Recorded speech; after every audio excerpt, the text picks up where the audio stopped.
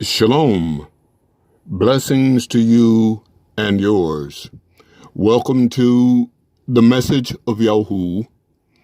I am your host for today, Uzul Yahu, a voice crying in the wilderness.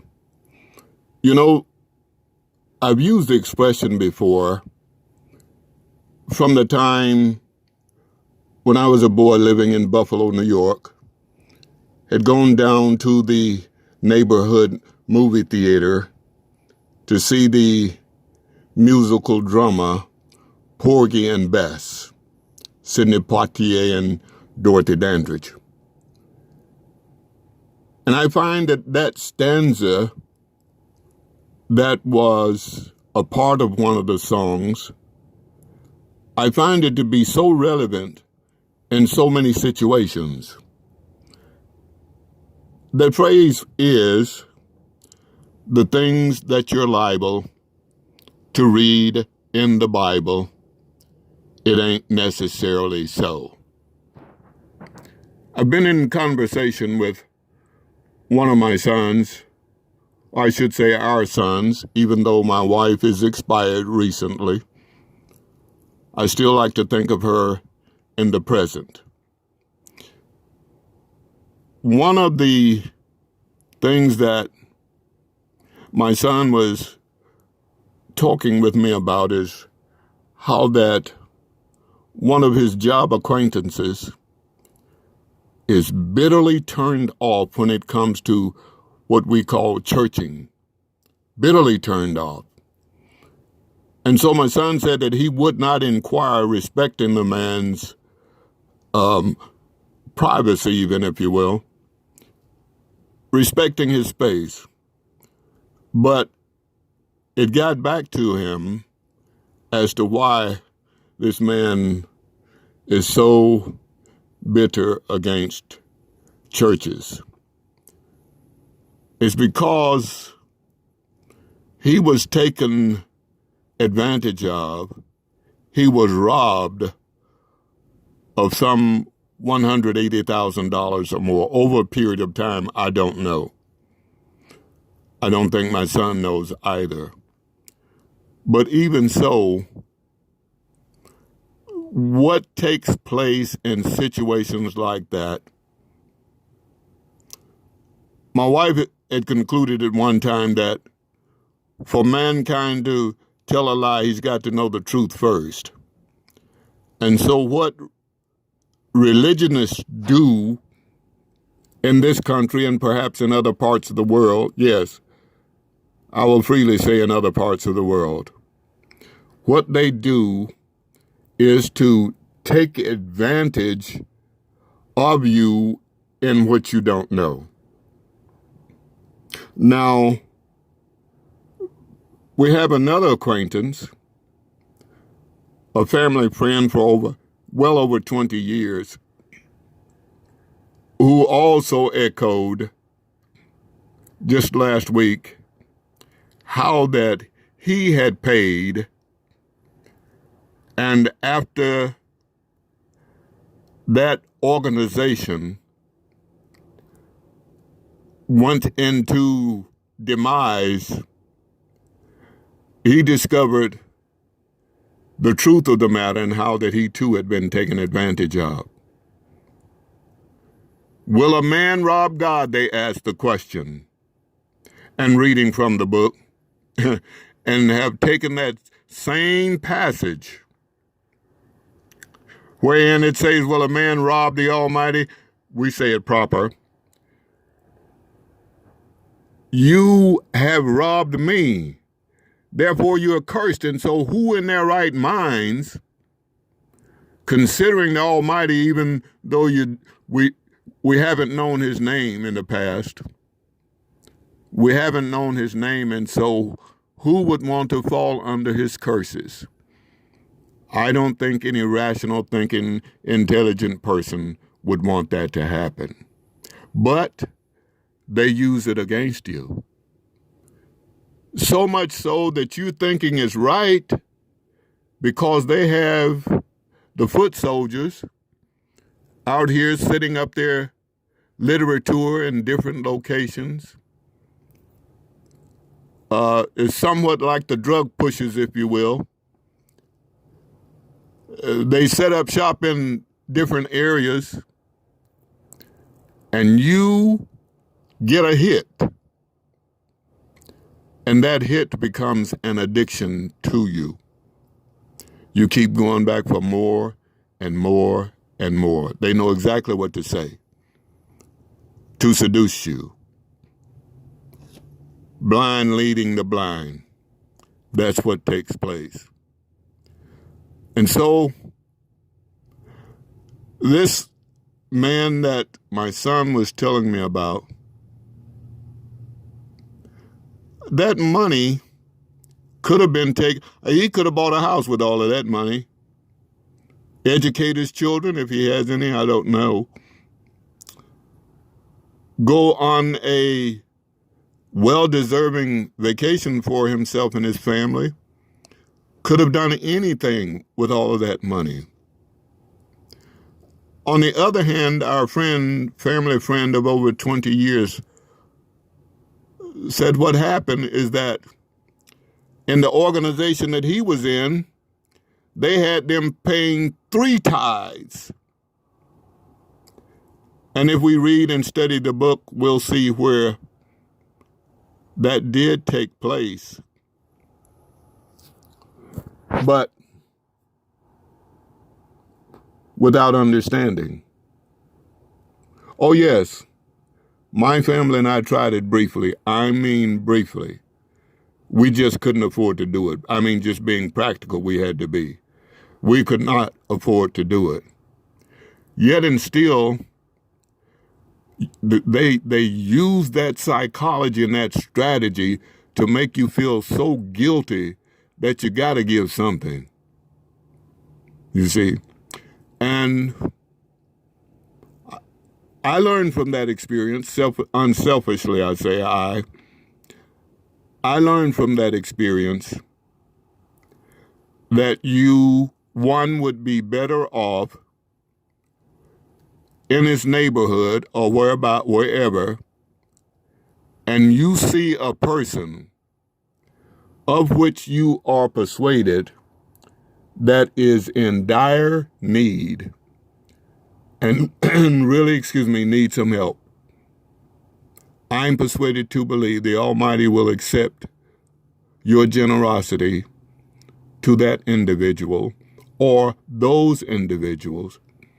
I think that he would accept that more than you allowing someone to crawl up in your mind to take advantage of you and steal from you. That's what they're doing.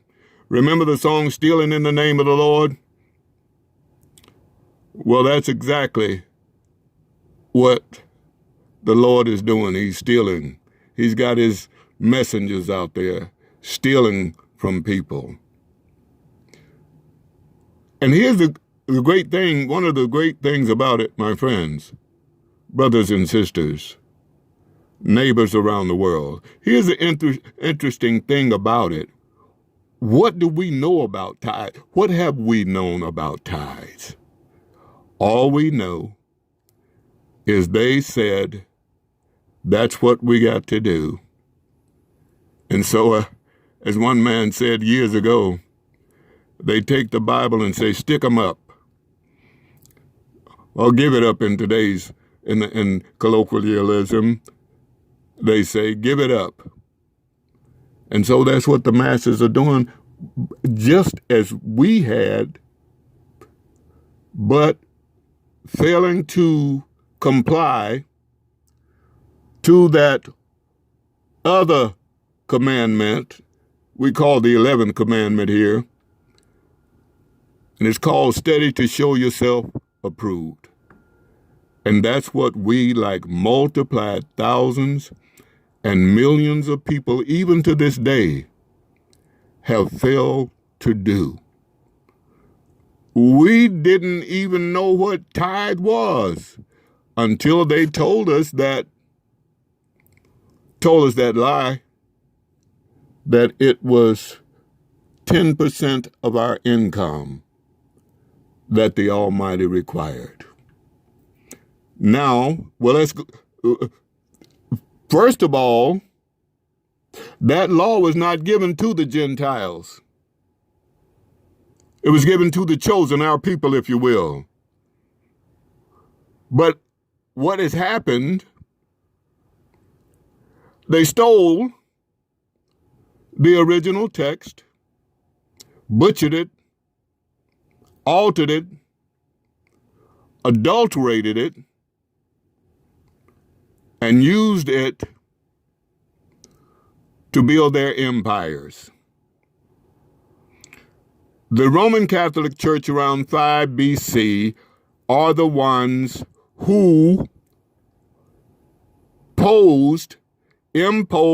implemented that antiquated, abolished law and used it to make their empire, if you will. And so her daughters followed suit. They're called the Protestants. They followed suit, and that's how today, my friends, a number of these ministers have built their empires behind a lie, 10% of your income. Now, as I was talking with one of my sons, our sons, is that a lot of we think the majority of people, if you look at the television shows, the religious shows, a lot of these people, I would go as far as to say the majority, who assemble rather, in these places of worship, I'm convinced that the majority are sincere and honest people. But the problem is they're getting the wrong information. The things that you're liable to read in the Bible, oh, what they're doing to that book, and to people who don't know and understand it. Again, that law was not given to the Gentiles, yet they've stolen it and made themselves millionaires many times over about what the masses don't know and understand. It's so unfortunate, it's so unsavory, I would say, that there are more false teachers out there than there are true messengers.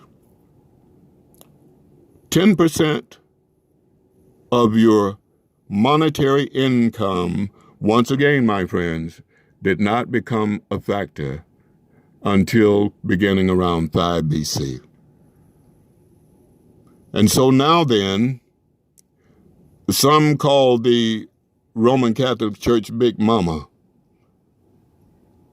And so now I was inquisitive as to what is the Roman Catholic Church worth. So I did a little search and found out that they are worth anywhere from 10 to $15 billion, billion with a B, as it said, 10 to $15 billion.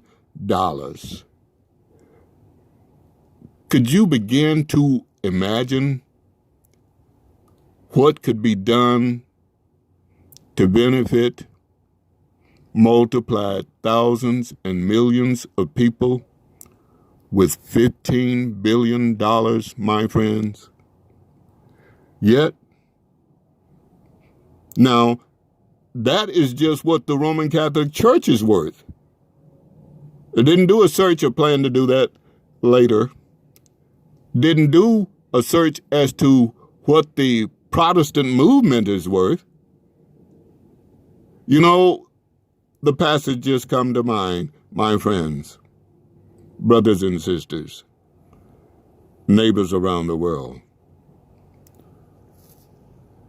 The that same principle, again, being used to extricate people, sincere, honest people, from their monies. And that is so tragic that that is taking place. Again, his family friend said they were getting him up for 3 tithes. One was for the work general, and one for widows, and I forget what the other one was. And then they would say at some of their annual meetings, convocations, they would say all that you have left over from your tithe to send it to headquarters. The love of money is still the root of all evil. And to take away money, to steal money from sincere, hard-working families, my friends, that's evil times 7. That is maximum evil. But they better enjoy it while they can, because soon the Almighty and the anointed Savior will return to set up his kingdom in this earth. Now, the Elohim, the Almighty, declares, "Woe be unto the shepherd that scatters the flock." I think that woe can be defined as, man, you're in trouble now. Woman, you're in trouble now. Because it was necessary to include women, because there are some who have perceived what these men are doing and the psychology and the strategy that they're using. They say, well, hey, I can do the same thing. And so they set up their empires too. Well, anyway, it's a tragedy.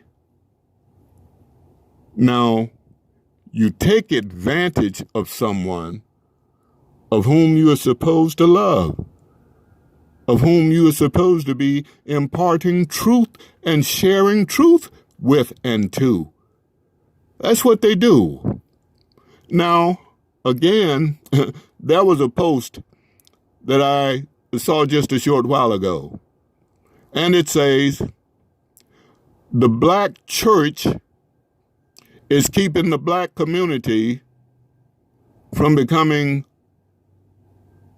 a Wall Street. I think that's how it read.